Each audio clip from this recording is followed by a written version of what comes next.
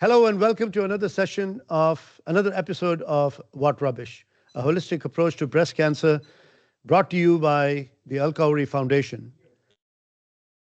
Today I'm your host, Ajay Ohri. At our foundation, we believe healing goes beyond medicine. It includes nutrition, lifestyle, movement, and mindset. Today, we are talking about one of the most powerful tools in treatment of breast cancer and prevention, exercise. Joining me today is an expert and very well-known exercise oncologist, Dr. Lee Jones. And it's an honor and privilege to have him with me at this podcast. So with that, I'd like to dive, one of the most important questions that I'm going to ask you, Dr. Jones, is what does the research shows about exercise reducing cancer, especially breast cancer risk? So with that, go ahead. Yeah, well, morning, AJ. It's great to be here. Do you want me to introduce myself now? Yes, yes. Okay. So my name is Lee Jones. I'm an exercise scientist. I currently work at the City of Hope, in the Beckman Research Institute at the City of Hope in California. That's a new position for me. I've only been there for about 4 months at the moment. Before that, I worked at Memorial Sloan Kettering for 11 years, and then before that, I was at Duke University Medical Center. I was there for 10 years, and so my background I'm a PhD in exercise science, but my research has always been in oncology, and specifically, most of my work has been done in the context of breast cancer. So your question is an interesting one, and it doesn't have that much of a long history actually, as many things in medicine do. This doesn't. So when I started my PhD, which was in Canada, so I'm dating myself now a little bit. Uh, this was back in the late 90s, and Yeah. there really at that time there wasn't any research looking at the association between exercise and either risk of breast cancer, and especially what exercise might do after a breast cancer diagnosis. And so, when I was in Canada, we started some of the very first research looking at that question. And I think over the past 25 years or so, the research has really exploded, quite honestly, not just Mm-hmm. in North America, but as you know, AJ, globally, there's research going on everywhere, which is great to see. I think we've known about the importance of exercise for many different chronic conditions, diabetes, heart disease, heart failure, various pulmonary diseases, but oncology was one that was just basically left on the sidelines, Right. and we really hadn't looked at. And I think there was this connotation that you hear the word cancer, and the last thing you might be thinking about is exercise, right? You might Right. think they're worlds apart. That is true. Yeah, but it turns out, of course, that there could be potentially a lot of benefits. So I think on with exercise in prevention of breast cancer, now we have known now for many years that there's an association, and I'll underscore that word association between exercise. So this is how much exercise individuals might report. Yeah. So this is self-reported exercise. So you ask, individuals how much exercise they do, and then you follow these individuals for a long time, and you see which types of cancer they may or may not develop with a particular interest in breast cancer. So Mm-hmm. there's been a number of these observational studies that have looked at an association between self-reported exercise, then risk of many different types of cancer, but particularly breast cancer. And so what do you find? Well, in general, what you find from these studies is those who are reporting higher levels of exercise, and I can talk to you a little bit about what I mean by that, Sure. appear to have anywhere between kind of a 10 to 35, 40% reduction in the risk of breast cancer, both estrogen receptor positive as well as estrogen receptor negative breast cancer. So you see this Mm. reduction in risk pretty consistently, actually, across all these observational studies. Now, so I think the question within that,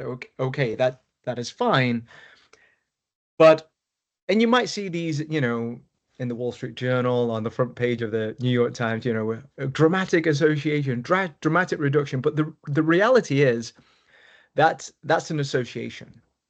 That is not cause and effect. That's not the results of a phase 3 randomized controlled trial that have randomized one group of women to an exercise intervention group and then another group to, you know, to usual care or no exercise. Then they looked at the risk. This is an association. So, and we have to bear in mind that's the weakest form of evidence that we have.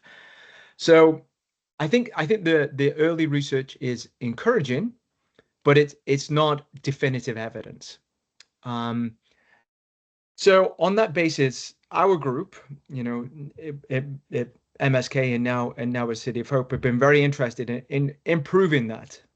I mean, essentially. So we recently. So the earlier data, if I may interject, the earlier Yeah, of course. data is definitely showing some decent improvement at the rate of the cancer. However, there's some more research needs to be done in a larger scope of women to see what the impact of those exercises would be. Because obviously you said that, you know, a lot of these women with cancer, you know, mentally, you know, you got to motivate them and get them moving and all that stuff because psychologically they are a little bit down. And how do you kind of get them to exercise and all that stuff? Yeah, yeah, exactly. And I mean, to be clear, I think what we're talking about right now is exercise in prevention of breast cancer. Well, I'll move on to exercise after breast cancer in a second. Right. So Okay. I'll just talk about the prevention work first. But yeah, so I think we have I would describe it as we have an encouraging signal that there's something going on. That women who do exercise do have this reduced risk. So the question is that true or not? If so, what is the optimal dose to have that effect? And then I think thirdly, which is also important, is how does it do that? What mechanistically, what is going on such that if you're in better shape, that these cells in the breast, have less of a propensity to convert into breast cancer. So I think for me, they're the critical questions. And so to get at this a little bit, we just finished a study, I think, which is a little bit unique, and I think it's informative because it's one of the first to look at it. This was women who were higher risk for breast cancer, so they're BRCA1, BRCA2. They had family history, but this was one of the first human studies where we actually looked at biological changes in the actual breast in response to different levels of exercise. Oh, okay.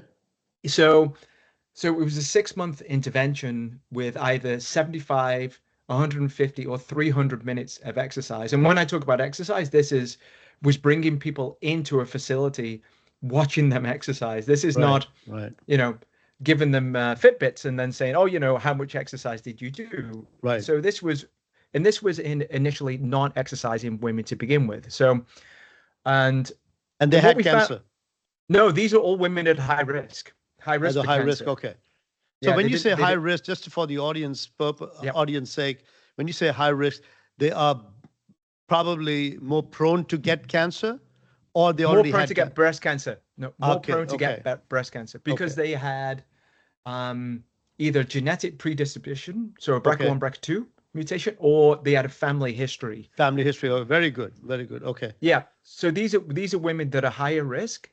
They know that they're higher risk, but there's really no interventions that they could take. So we wanted to intervene to see if the question was, are there any biological changes within the breast itself that would support this observational data that we have? So we have this observational data, but we have no mechanistic molecular evidence, hard molecular evidence to suggest, hey, this is really having an impact, because exercise in the observational studies might be having an association because those women who report exercise also eat better. They have, they sleep better. They have better lifestyles. Maybe they go to the doctors more often. There's many confounders of that. Okay.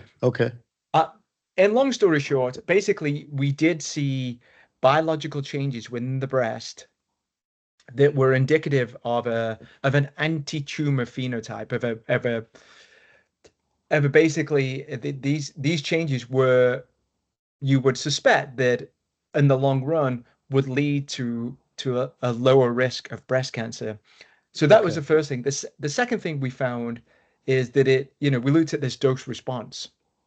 So we looked at 75 minutes, 150 minutes, 300 minutes of exercise. And the sweet spot of these biological changes 150 was the minutes. middle dose.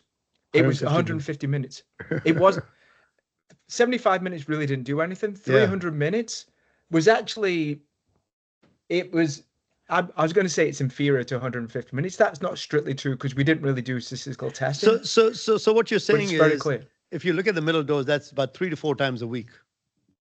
It's 5 days a week for 30 minutes, or it's 4 days a week for 45 minutes. Okay. Somewhere around Thanks for the there. And clarification. Yeah, absolutely. yeah, and I think, we often think that more is better, right? With exercise, you hear, yeah, I'm doing a little, but I need to do more. And so I think here, this really showed that maybe if you're looking at these biological changes in the breast, more was not better.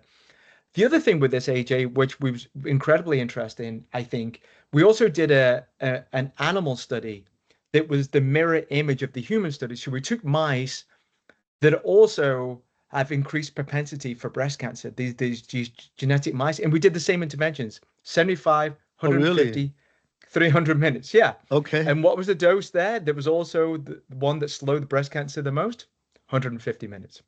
Oh, We saw the wow. same result in the mice. So interesting, right? Yeah, it's Interesting. very interesting. Yeah.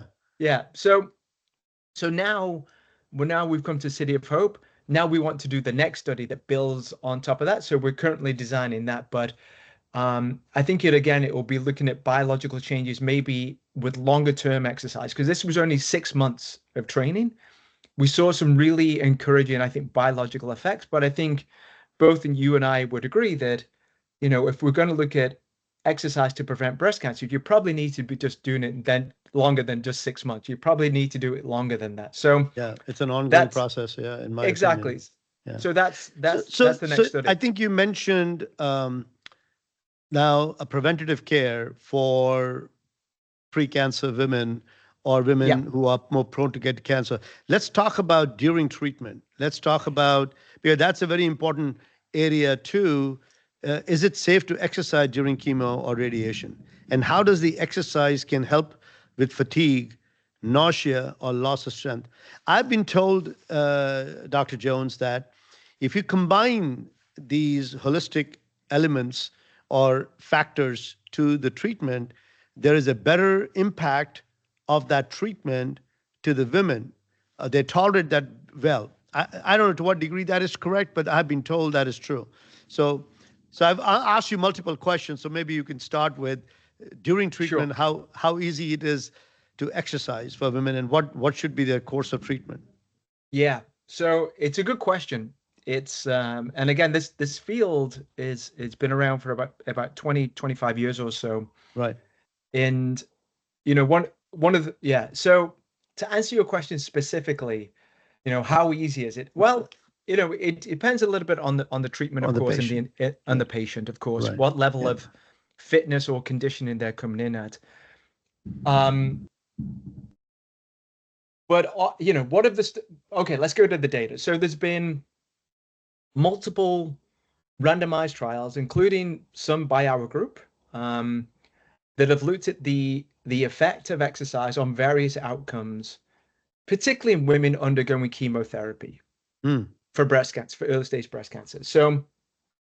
Um, so most of those studies, I'm clear, have looked at endpoints like outcomes, such as things like fitness, Yeah. quality of life, fatigue, and to a lesser extent, treatment tolerability. So, how do they? So I'll talk about the things I mentioned first, and then I'll talk about the other aspects Perfect. in a bit. So Appreciate it. Yeah. yeah, so I think in terms of fitness, so fitness has been an extremely important endpoint, I think, in this context, because if you speak to anybody, or anybody who's gone through this chemotherapy, not just for breast cancer, actually, multiple different kinds of cancer, Yeah. they will tell you it's like being hit by a bus, you know, Big time. big time, exactly. And they'll tell you that, they feel like they've aged 10 years going through the treatment. And Yeah. I was fascinated by this because patients would tell us this all the time. And so I'm like, we need to take a look at this. We need to quantify this. And so anyway, I digress a little bit, but it's important. But we did some studies where we did gold standard measurement of fitness before women started their chemotherapy. And gold standard is something called a cardiopulmonary exercise test. Okay. It's basically the same test as athletes would do to measure their fitness. We did the same things in these women diagnosed with breast cancer before they started their chemotherapy. And then we repeated this measurement at the end of their chemotherapy. What do you see? Well, you see that you get this decline in fitness anywhere from 5 to 25% during 3 to 6 months of chemotherapy. And people would say, of course, Lee, this is what did you think was going to happen? Of course, you see this, you decrease. But I think what people don't understand is a 25% decrease in fitness is something you would typically see in 20 years of aging. Right. So I'll say that again. So what we basically found is 3 to 6 months of chemotherapy was the equivalent of 20 years of normal aging. 20 years. Oh, wow. Physiologically. So that we were able to measure this. So we know what that impact of chemotherapy can have. And so we were interested, does that spontaneously recover after therapy? And it does in some individuals, but not in all. About 30% of individuals stay below their pre-treatment level, even 6-9 months after they've completed their treatment. It never gets back. So of course, this we felt it was extremely important to look at the effect of exercise, really to see if we could stop this effect happening. Could we abrogate, attenuate, prevent this decline from happening? So the first question was, from all these randomized trials that have been done, could women who are starting chemotherapy, was it safe and was it feasible for women going through chemotherapy to exercise? And exercise in this context would be 3 to 4 days a week at a moderate intensity. And on the whole, I would say the data would suggest that it is for, 75% of individuals going through these therapies. It's feasible. You can have reasonable compliance. Safety, there was no real safety concerns. There wasn't like we saw an increased risk of, I don't know, cardiac issues or blood pressure issues or anything like that. Of course, we want to make sure that it's, first do no harm, make sure that it's safe. But there is variability in that. You do see some individuals who do really well going through their treatment and can exercise, and then other individuals don't do so well because treatment can take hold. And I mean, AJ, I don't need to tell you, I don't need to tell anybody who's listening, the effects can be extremely variable and vary from individual to individual. And we see a similar thing with exercise. And I think this is why we've always tried to be very cautious in terms of the way that we prescribe exercise to make it personalized to that individual. But also monitoring individuals very closely to make sure that we're not doing anything, and telling them to exercise when they shouldn't because their blood counts are low or, wherever the case might be. Right. So, but on the whole, but the caveat with that, of course, is individuals who are coming into these clinical trials are individuals that are interested in being involved in clinical trials. So it's probably a bit of a biased group of individuals coming to these studies that might have done better anyway. So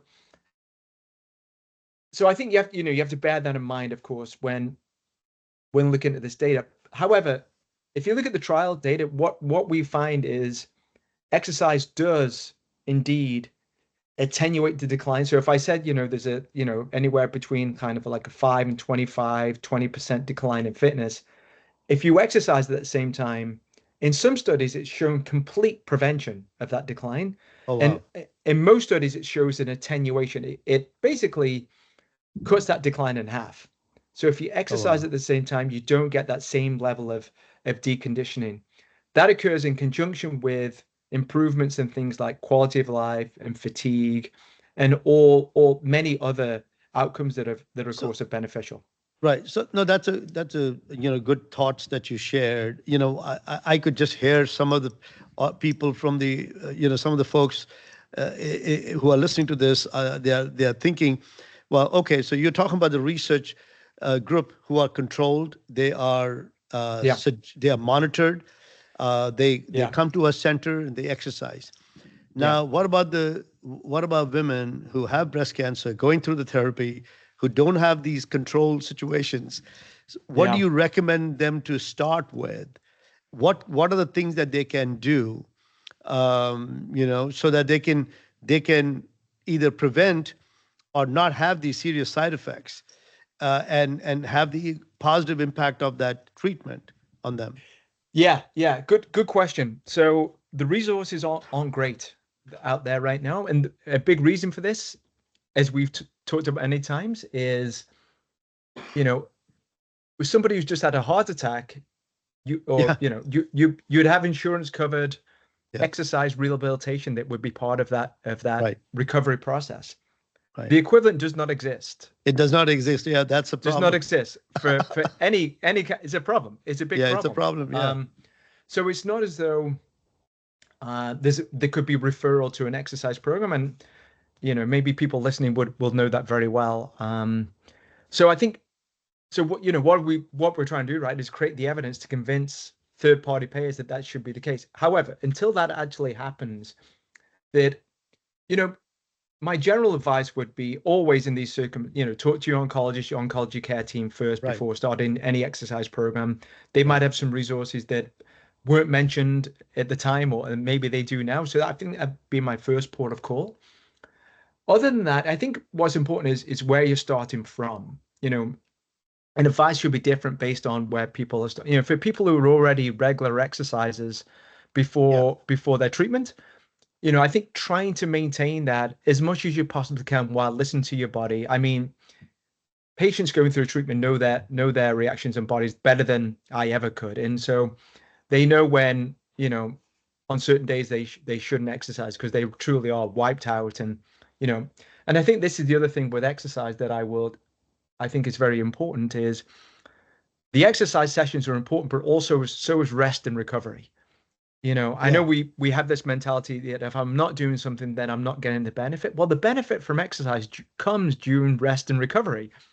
That's when you get the adaptation. And so I think, you know, when we think about exercise all the way through, it's really balancing these sessions when you feel good, but making sure you're getting adequate recovery, adequate nutrition, of course, to fuel, and so that it doesn't go the other way, that you're completely wiped out, um, from exercising maybe too much. So I think being very mindful of that. So I think somebody who's coming in exercise is already knows themselves very well.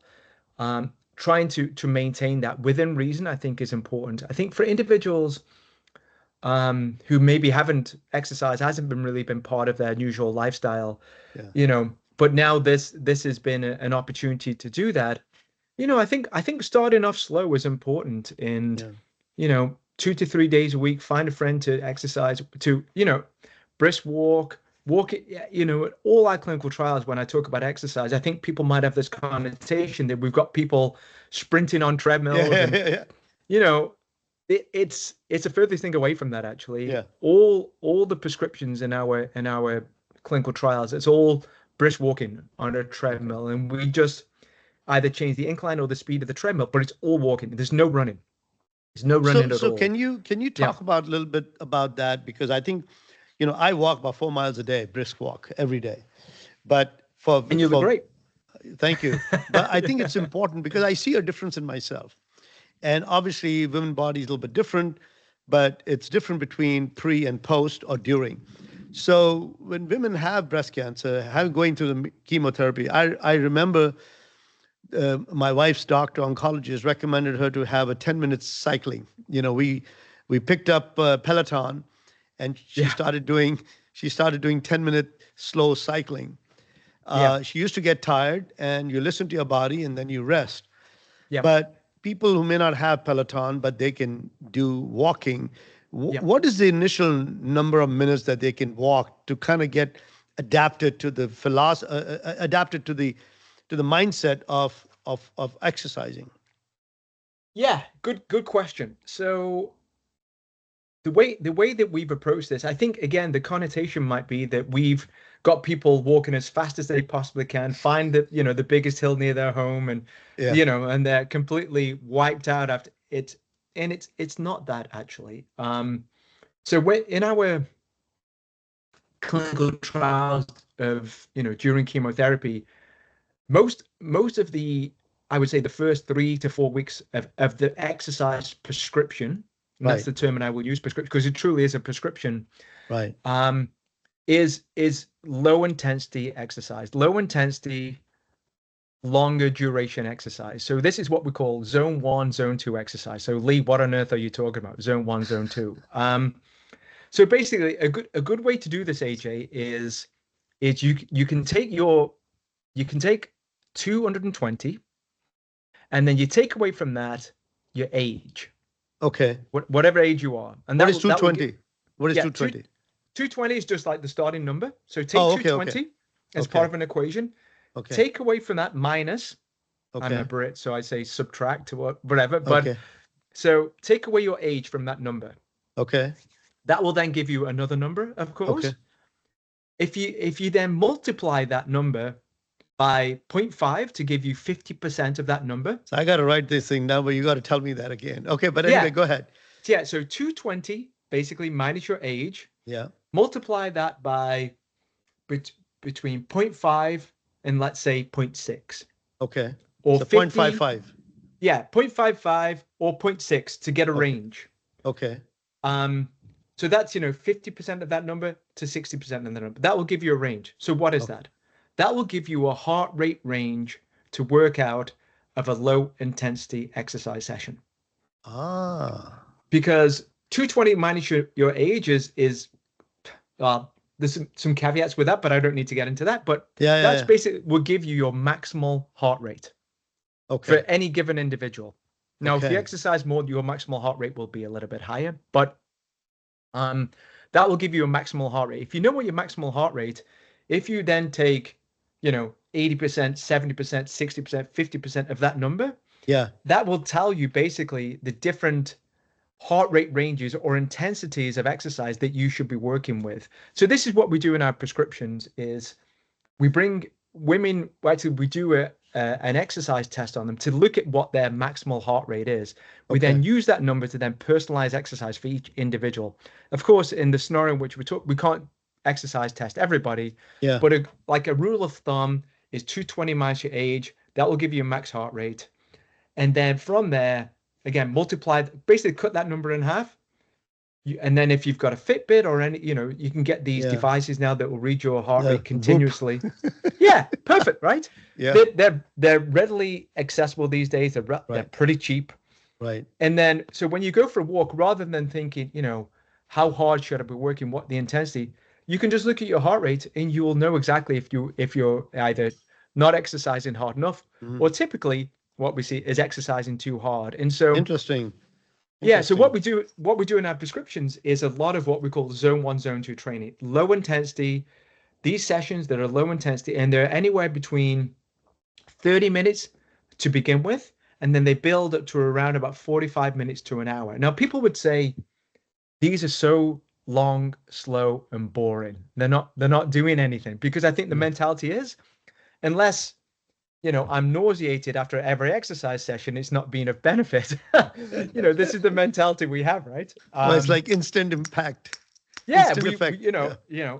but it's interesting because if you have an exercise, you need to build this, what we call your cardiovascular base. Correct. So this That's low true. intensity exercise is actually it is having a benefit, Yeah. but it's not like as you would typically think about exercise. It's definitely exercise, but it's conditioning the body, it's preparing the body basically for about 4 weeks, and then we start doing some of these what we call zone 3 sessions. So these are Right. about 70% of that maximal number.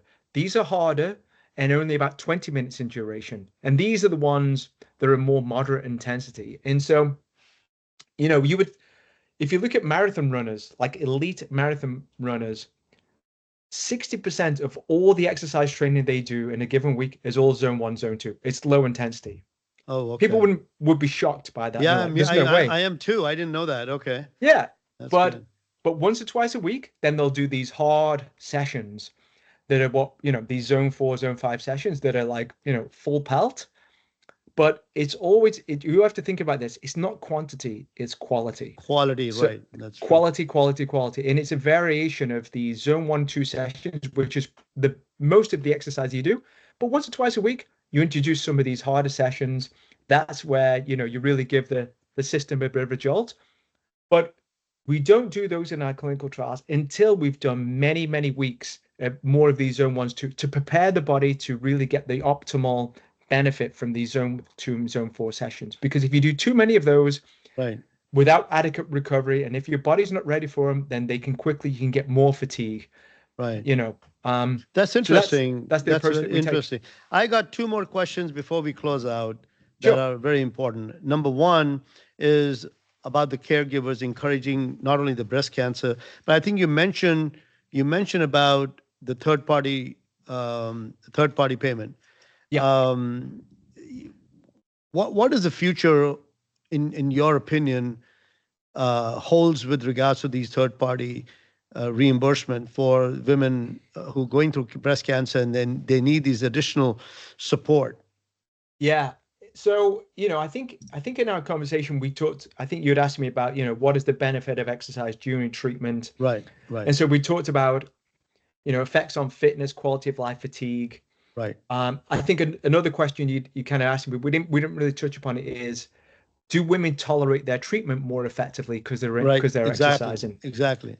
I would say the jury is out on that. Okay, There's some studies that have shown, yes, the women are able to tolerate their therapy more effectively, and there's other data to suggest that it might have no effect. But I think the jury's a little bit out on that, but I think it does relate to another point, which is I think what you just asked me is, what about third party payers? So I think the question there is, when are we really going to get the attention of these insurance companies? And in my honest opinion, I think it's when we have data showing that exercise reduces the risk of recurrence. okay. So, I think the work we've talked about in women with breast cancer, it's been more um, supportive, symptom control. Let's call it that, helping with the symptoms and side effects of breast cancer, which are extremely important. Don't get me wrong, extremely important.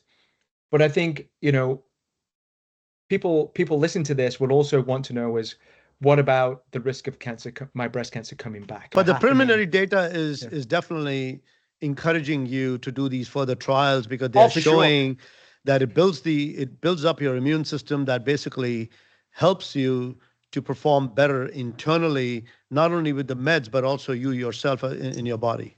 Yeah, yeah, exactly. I mean, we did that first study 10 years ago in mice Yeah, showing that exercise during chemotherapy was associated with slower tumor growth than just chemotherapy alone. right. So we showed that 10 years ago. So since that, we've been now working towards these clinical trials that in women who are getting neoadjuvant chemotherapy, getting chemotherapy before their surgery to see if we can improve tumor response. We're doing studies in women with metastatic Yeah. advanced breast cancer. Can we now improve things like progression-free survival? So they're the studies that we're actually doing or we're writing right now. So in 5 years' time, this data is going to start to come out, and if those data are positive, that will change the landscape. Well, I definitely look forward to that.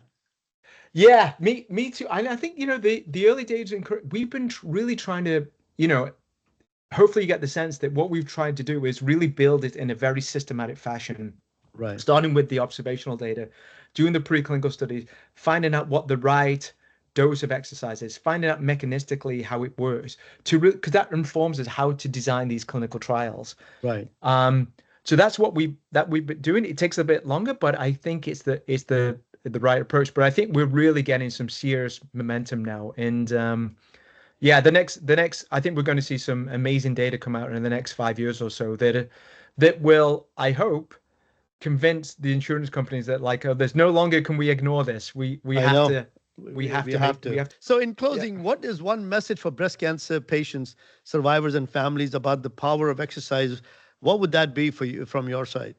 You know, I think all the data is pointing in a very positive direction that Okay. this needs to be an integral part of your treatment in recovery. There's no doubt about it in my mind. Particularly, I think the data we have on the recovery aspects alone, I think this is a critical part of that recovery. And in fact, if you don't do it, then I think I don't need to tell people who are listening who have been through this, been through the chemotherapy, they know, 10 years after the fact, it's still there, it's still having an impact. And I think this can be an important part of that recovery. Icing on the cake would be, of course, that also you get the double, what I consider to be the double whammy. It helps with recovery and tolerability of your treatment, but also actually might prevent that cancer from coming back. There's Well, no, that's what I yeah, that's the hope and that's the vision. But yep, thank you so much, Dr. Jones, today, sharing your insight and sharing your expertise and knowledge and the research that you are doing. We wish you all the best. But today, as the audience, we learned is not only just about the fitness; it's about healing, resilience, and preventing reoccurrence in breast cancer and beyond. And to our listeners, every small steps that you take toward your better health is very critical.